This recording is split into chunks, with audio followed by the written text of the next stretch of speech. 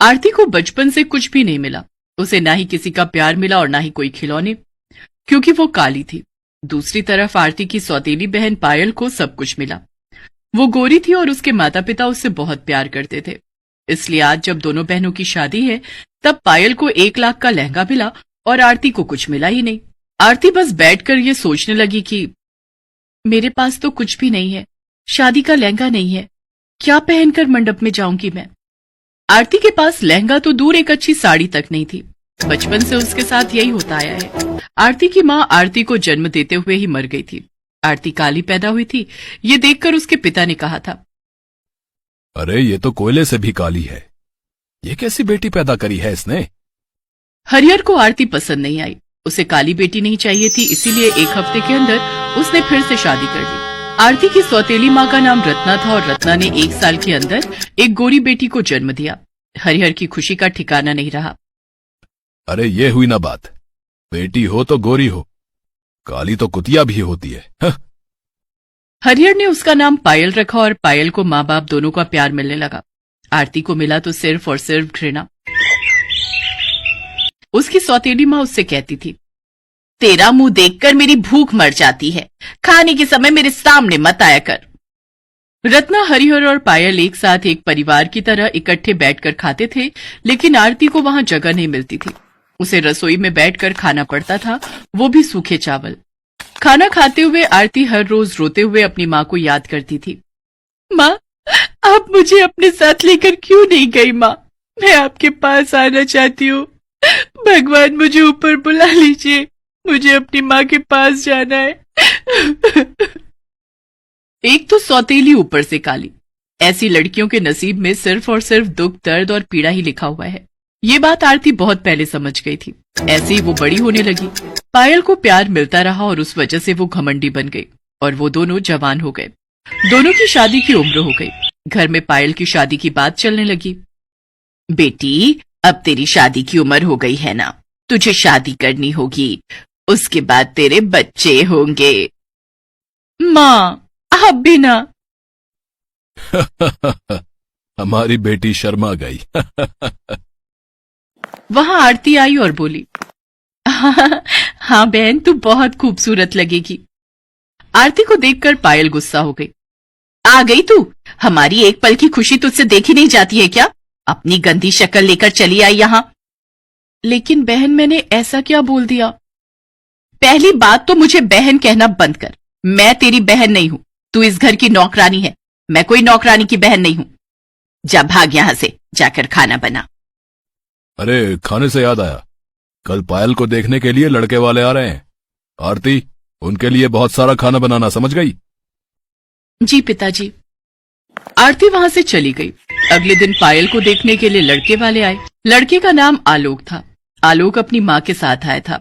साथ में उनका नौकर रघु भी आया था। आते ही आलोक की माँ जानकी ने हंसते हुए कहा, हरिहर जी, हम एक नौकर को लाए हैं हमारे साथ। आपको कोई तकलीफ तो नहीं है? वो बात ऐसी है कि हम उसके बिना कहीं जा नहीं सकते। नहीं नहीं, कोई बात नहीं जी। आइए आइए, अंदर आइए।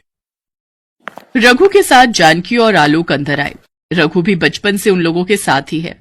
जानकी और आलोक सोफे पर बैठ गए और रत्ना पायल को लेकर हाजिर हो गई। वाह, पायल तो दिखने में बहुत अच्छी है। अरे वाह बेटा, एक नजर में पसंद भी कर लिया। वो लोग बैठकर गप्पे शप्पे लड़ाने लगे और तभी आरती खाना लेकर आ गई। ये लीजिए, आप लोगों के लिए खाना लाई हूं, खा लीजिए, नहीं तो ठंडा हो जाएगा। हरिहर जी, ये कौन है? अब ये हमारे घर की नौकरानी है। अच्छा, पायल बेटी, तुम्हें खाना बनाना आता है ना? पायल को खाना बनाना नहीं आता था, इसीलिए वो चुप रही। जानकी और आलोक ने आरती का बनाया हुआ खाना खाया और उन लोगों को बहुत अच्छा लगा। वाह वाह, खाना तो बड़ा स्वादिष्ट है, लेकिन हरिहर जी, ये तो आपकी नौकरानी ने बनाया है, लेकिन मुझे आपकी बेटी के हाथ का कुछ खाना है। वो असल में मेरी बेटी को खाना बनाना नहीं आता है। तो फिर ये शादी नहीं हो सकती। शादी के बाद हम खाएंगे क्या? तभी हरिहर के दिमाग में एक आइडिया आया। क्यों ना रघु के साथ आरती की शादी कर दी जाए। आरती भी आपके ही घर में चली जाएगी और हर रोज खाना बनाकर खिलाएगी। सभी शादी के लिए मान गए। आरती और रघु से किसी ने एक बार भी नहीं पूछा।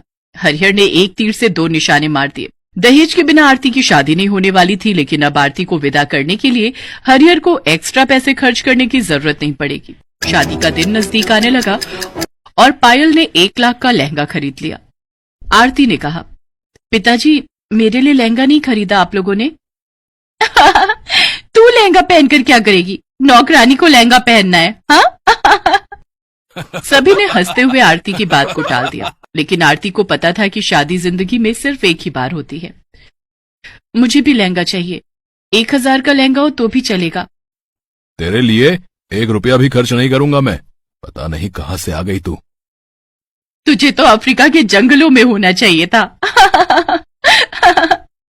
और ऐसे ही शादी का दिन आ गया। पायल लहंगा पहनकर तैयार होने लगी, लेकिन आरती के पास पहनने के लिए कुछ भी नहीं था। वो अपनी माँ की फोटो के सामने खड़ी होकर रोने लगी। माँ, क्या ऐसी शादी होगी मेरी? न लहंगा न अच्छे कपड़े, यहाँ क्यों रख के गई मुझे माँ? उत्तर दो माँ, उत्तर दो।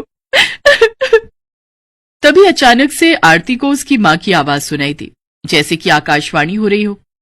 बेटी, मैं तेरी माँ हूँ, तेरे बारे में तो मुझे सोचना ही पड़ेगा। बिस्तर के नीचे एक ट्रंक है, उसके अंदर मेरी शादी का लहंगा है, उसे निकाल कर पहन ले। माँ कहाँ हो आप? तेरे दिल में हूं बेटी, अब जल्दी से लहंगा पहन ले। आरती ने बिस्तर के नीचे से ट्रंक निकाला और उसमें से लहंगा निकालकर पहन लिया, और पहनते ही एक चमत्कार हो गया। आरती काली से गोरी हो गई। वो इतनी सुंदर हो गई कि खुद को आईने में देखकर उसके खुद के होश उड़ गए। क्या मैं इतनी सुंदर हूं? लेकिन कैसे? ये माँ का प्यार है बेटी। अब जा, शादी के मंडप में जा। शादी के मंडप में आलोक खड़ा हुआ था, पास में ही रघु भी खड़ा हुआ था। पायल मंडप में पहुंची और उसके बाद आरती वहां पहुंच गई। आरती को देखकर सबके होश उड़ गए। क्या आरती गोरी कैसे हो गई? क्या ये नौकरानी इतनी सुंदर कैसे हो गई? ये तो पायल से भी सुंदर हो गई है। आरती ने रघु का हाथ पकड़ा और अचानक से रघु भी लंबा और गोरे मर्द में बदल गया। उसने कहा, मालिक, पता नहीं मुझे क्या हो गया है, लेकिन मैं अब से आपके घर में काम नहीं कर सकता। रघु और आरती वहां से भाग गए। उन दोनों ने कहीं और जाकर मंदिर में शादी कर ली। यहाँ जानकी और आलोक को जब पता चला कि आरती हरिहर की नौकरानी नहीं बेटी है, तब उन्होंने शादी से इनकार कर दिया। पायल अंदर से टूट गई।